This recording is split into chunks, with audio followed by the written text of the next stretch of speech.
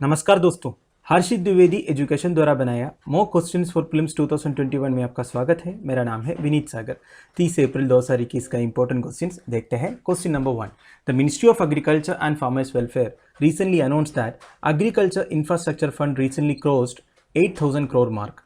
Which of the following entities are provided with funding through agriculture infrastructure fund? Video pause कीजिए और answer बताइए। I hope आपने answer किया होगा ना। The answer is option E 1, 2, 3, 4, 5 and 6। 6 के 6 entities जो है दोस्तों एग्रीकल्चर इंफ्रास्ट्रक्चर फंड के थ्रू फंड्स अवेल करने के लिए एलिजिबल है। अब देखिए दोस्तों, एग्रीकल्चर इंफ्रास्ट्रक्चर फंड के बारे में कुछ बेसिक इंफॉर्मेशन। ये जो फंड है गवर्नमेंट ऑफ इंडिया ने 2020 में जब आत्मनिर्भर पैकेज अनाउंस किया था उसके साथ ही अनाउंस किया था। किसके लिए? To inject credit into agriculture and its allied activities. देखिए दोस्तों, हमारी जो इकोनॉमी है एग्रो बेस्ड इकोनॉमी है। हमारे देश में बहुत सारे लोग जो है एग्रीकल्चर सेक्टर में काम करते हैं, तो ये एग्रीकल्चर सेक्टर को थोड़ा सपोर्ट देने के लिए इस तरह की एक एग्रीकल्चर इंफ्रास्ट्रक्चर फंड एस्टैब्लिश किया था गवर्नमेंट ऑफ इंडिया, जिसके थ्रू लोन्स मिल जाएंगे, बेसिकली फंड्स मिल जाएंगे फार्मर्स के लिए। देखिए around 1 lakh crore of rupees was allocated. ठीक है, पूरा फंड्स देने के लिए 1 लाख करोड़ रुपीज अलोकेट किया था गवर्नमेंट ने। ठीक है, अब 2020 और 2029 के बीच में इसको इंप्लीमेंट कराना है। अब देखिए, fund will be use to provide loans. किस किस को लोन मिल जाएगा? मार्केटिंग कोऑपरेटिव सोसाइटीज़ को, जो फार्मर्स इकट्ठा होकर सोसाइटीज़ बनाते हैं उसको मिल जाएगा। प्राइमरी एग्रीकल्चर सोसाइटीज़ को भी मिल जाएगा। आप रूरल एरिया में देखे होंगे एग्रीकल्चर सोसाइटीज़ वगैरह। फार्मर्स प्रोड्यूस ऑर्गेनाइजेशन को मिलता है। Joint liability groups. देखिए जॉइंट लायबिलिटी ग्रुप्स मतलब क्या होता है? देखिए 3-4 बंदे मिलके इकट्ठा होकर जब कोई लोन लेता है ना, वो म्यूचुअली गारंटीड रहता है। जैसे कि मान लो ABCD जाके लोन लेने के लिए गया, तो ए के लिए गारंटी BC रहेगा एंड बी के लिए गारंटी रहेगा ACD। इस तरह एक म्यूचुअल एग्रीमेंट होता है, म्यूचुअल गारंटी होता है ना, इसको जॉइंट लायबिलिटी ग्रुप्स बोलते हैं। ठीक है, इस तरह की ग्रुप्स बना के जाइए एग्रीकल्चर सेक्टर में कुछ काम करने के लिए, उनको भी मिल जाएगा। SHGs जो है सेल्फ हेल्प ग्रुप्स जो है उनको भी मिल जाएगा। ठीक है, the fund is being provided. अब देखिए फंड किस किस काम के लिए यूज कर सकता है? Agriculture and it's allied activities बोला है। ठीक है, एग्रीकल्चर से रिलेटेड भी कुछ एक्टिविटीज है उसमें भी हो जाएगा। वेयर हाउसेस बनाने के लिए, cold storage, silos, grading, packaging units, ripening chambers etcetera etcetera. तो बेसिकली एग्रीकल्चर सेक्टर में जितने भी टेक्नोलॉजीज है वो भी अगर सेटअप करना चाहते हो उसके लिए भी ये लोन मिल जाएगा। ठीक है, और इसका एक फायदा है कि loans provided under the funds will receive an interest subvention of 3% पर annum। ठीक है, एक इंटरेस्ट सब्सिडी मिल जाएगा 3% का, and that is up to 2 crore of rupees. ऐसा नहीं 2 करोड़ से ज्यादा कोई एक ऑर्गेनाइजेशन ने या एक ग्रुपिंग ने मिलकर 2 करोड़ से ज्यादा लोन लिया तब नहीं मिलेगा, पर उससे कम है तो 3% का सबवेंशन है। ठीक है, and agriculture infrastructure funds are manage by management information system platform. एक गवर्नमेंट ऑफ इंडिया के थ्रू एक इंफॉर्मेशन सिस्टम प्लेटफॉर्म है जिसका नाम है मैनेजमेंट इंफॉर्मेशन सिस्टम प्लेटफॉर्म। ये इसको मैनेज करते हैं। अब देखिए हमारे स्टेटमेंट्स में क्या क्या लिखा है। Primary agriculture credit societies, marketing cooperative societies, FPO जिसको फार्मर्स प्रोड्यूस ऑर्गेनाइजेशन बोलता है, सेल्फ हेल्प ग्रुप जो है, जॉइंट लायबिलिटी ग्रुप्स हो, मल्टीपर्पज कोऑपरेटिव सोसाइटीज हो, इन सबको मिल जाएगा। ठीक है, तो answer is option E 1, 2, 3, 4, 5 and 6। Question number 2. In a move to counter China's dominance of supply chain in the Indo-Pacific region, trade ministers of which of the following countries formally launched the Supply Chain Resilience Initiative? Video pause कीजिए और answer बताइए। I hope आपने answer किया होगा। No the answer is option A India, Japan and Australia. देखिए दोस्तों, supply chain resilience initiative already sign हो चुका है।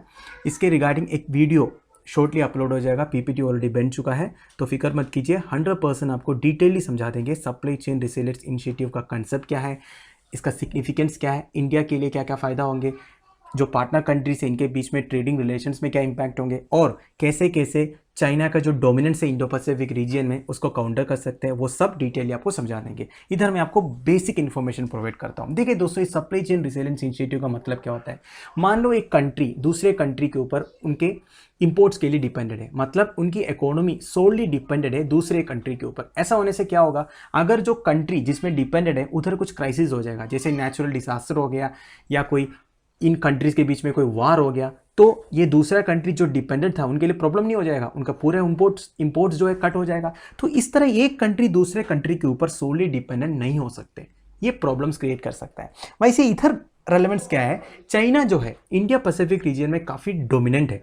ठीक है, इनकी सप्लाई हर देश में जाता है, तो इंडो पैसिफिक रीजन में जितनी कंट्रीज है ना वो चाइना की जो सप्लाई में डिपेंडेंट है उसको काउंटर करना है। क्योंकि चाइना का रिसेंटली बिहेवियर हमने देखा है, ठीक है, ये ठीक नहीं है। ये जापान को भी पता है, ऑस्ट्रेलिया को भी पता है, इंडिया को तो अच्छी तरह पता है। तो इस तरह चाइना के जो डोमिनेंस है, चाइना को एक अहंकार टाइप का है बेसिकली, इनके ऊपर काफ़ी सारे कंट्रीज डिपेंडेड है करके। तो ये जो चाइना की डोमिनेंस है उसको काउंटर करने के लिए इंडिया, जापान, ऑस्ट्रेलिया मिलकर इस तरह एक सप्लाई चेन रेसिलियंस इनिशिएटिव शुरू किया है।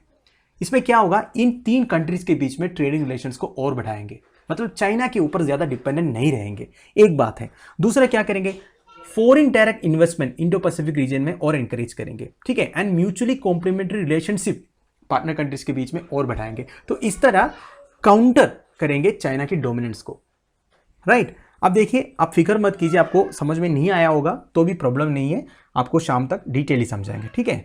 तो यही जानिए, option A, India, Japan and Australia के बीच में साइन हुआ है ये supply chain resilience initiative. Question number 3, consider the following statements with respect to South Asia seasonal climate outlook forum which are correct. Video pause कीजिए और answer बताइए। I hope आपने आंसर किया होगा ना। The answer is option A 1 and 2 only, statement 3 गलत है।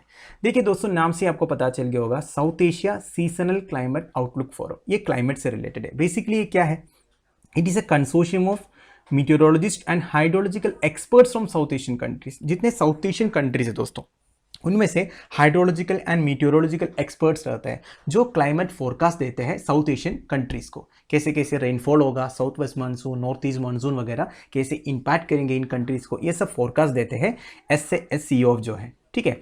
News आया था दोस्तों, the special forecast which shows wide variations in rainfall across India has been provided by the SASCOF, ठीक है, ये न्यूज़ आया था, ये इस तरह की फोरकास्ट देते हैं। अब देखिए, South Asian nation supported by world meteorological organisation have been conducting SASCOF since 2010। तो 2010 से ये एक्टिव है। ऊपर से वर्ल्ड मीटेरोलॉजिकल ऑर्गेनाइजेशन जो है इनको इनपुट्स भी देते हैं, राइट।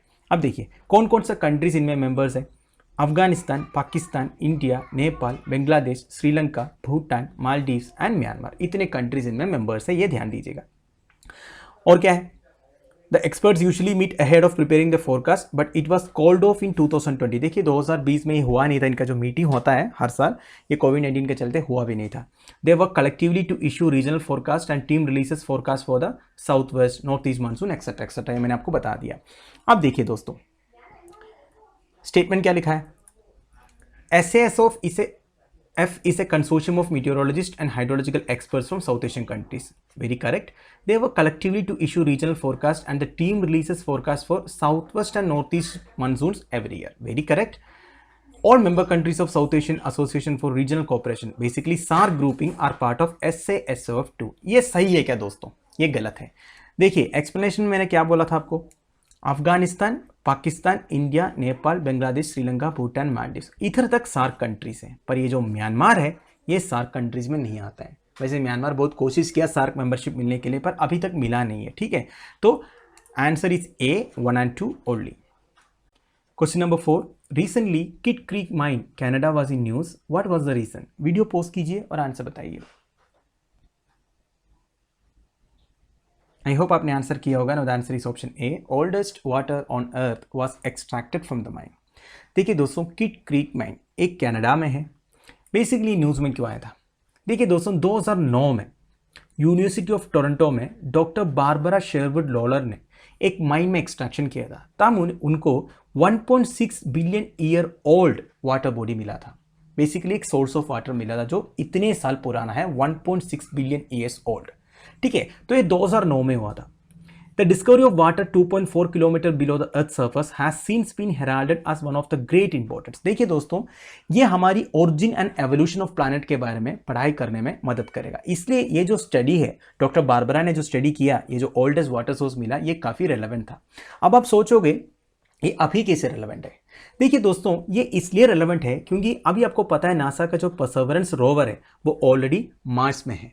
तो मार्स में पानी की अवेलेबिलिटी कैसा है, वाटर है या नहीं, ये सब के बारे में भी पढ़ाई कर रहा है, ठीक है। तो उनको ये जो रिपोर्ट आया है 2009 का, जो वाटर बॉडी मिला है 1.6 बिलियन ईयर्स ओल्ड का, इसकी जो रिपोर्ट्स है ये इनको मार्स में जो स्टडी हो रहा है उसमें मदद कर रहे करके रिसेंटली एक आर्टिकल आया था, ठीक है। तो बेसिकली उतना डीप जाने की जरूरत नहीं है, आपको न्यूज़ में रेलेवेंट क्यों था उसका बेसिक नॉलेज होना चाहिए, ठीक है। तो ये जो किड क्रीक माइन है, ये अभी रेलेवेंट है, न्यूज में आया है, ये कनाडा में है, ये तो आपको पता चल गया। और उधर से oldest water on earth extract किया था 2009 में, ठीक है, अभी ये न्यूज में आया है, राइट। ओल्डेस्ट मतलब 1.6 बिलियन ईयर्स, ठीक है, ये भी ध्यान दीजिएगा। तो answer is option A. Question number 5, consider the following statements with respect to Himalayan front thrust HFT which are correct. Video pause कीजिए और आंसर बताइए। आई होप आपने आंसर किया होगा ना। The answer is option B 2 only, statement 1 गलत है। देखिए दोस्तों, हिमालयन फ्रंट थ्रस्ट ये होता क्या है? देखिए आपको पता ही है, Indian plate and Eurasian plate millions of years ago पहले कोलाइड किया था, इसकी वजह से हिमालय का ओरिजिन हुआ था। जो ये कोलिशन हुआ, इस पॉइंट में एक फोल्ड बना है, बेसिकली एक थ्रस्ट एरिया बना है, इसको बोलते हैं main Himalayan frontal thrust, MFT बोलते हैं, कभी इसको हिमालयन फ्रंटल थ्रस्ट बोलते हैं, HFT ऐसा बोलते हैं। ये जो एरिया है ना दोस्तों, आपको पता है हिमालय ये कोलिशन की वजह से अभी भी ग्रो कर रहा है कि नहीं, अभी भी इसकी हाइट जो है बढ़ रहा है धीरे धीरे।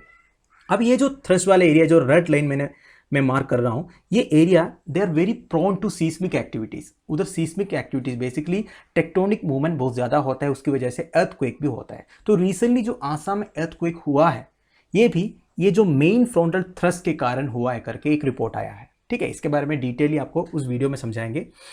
अब और एक फोल्ड के बारे में बताना चाहता हूं मैं, कोपली फोल्ड। ये कोपली फोल्ड जो दोस्तों कहीं इधर आएगा, ठीक है, नॉर्थ ईस्ट इंडिया में। It's a 300 kilometres north west south east trending fold from Bhutan Himalaya to Burmese. तो मैंने कोपली फोल्ड के बारे में इसलिए बताया कि ये भी आपसे क्वेश्चन में पूछा जा सकता है, ठीक है। ये कोपली फोल्ड भी इंपॉर्टेंट है, ये नॉर्थ ईस्ट में north west south east direction में है, भूटान हिमालय से लेके बर्मिस आर्क तक। भूटान हिमालय मतलब इधर आएगा एंड बर्मिस आर्क आपको इधर आएगा, ठीक है। तो इधर आता है कोपली फोल्ड, राइट। तो बेसिकली मेन फ्रंटल थ्रस्ट क्या आपको समझ में आ गया, Indian plate and Eurasian plate के बीच में आता है। अब देखिए इसकी पोजीशन से आपको ये भी पता चल रहा होगा, ये जो एरिया है एक गैंगेटिक प्लेन्स है, ठीक है। तो गैंगेटिक प्लेन्स एंड हिमालयस का एक बाउंड्री लाइन भी आप बोल सकते हो उसको, है कि नहीं।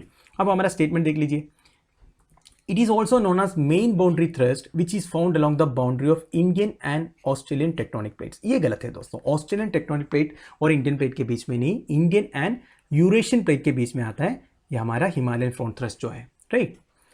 It demarcates a sharp physiographic and tectonic boundary between Himalayan foothills and Indo Gangetic alluvial plains. ये तो बिल्कुल सही है, मैंने आपको अभी बताया, आप ये मैप में देख ही सकते हो। वैसे ये गैंगेटिक प्लेन से ये हिमालयन फुटहिल्स है, ठीक है, ये जो एरिया, तो इसका एक डिमार्केशन भी तो बोल सकते हो उसको, ठीक है।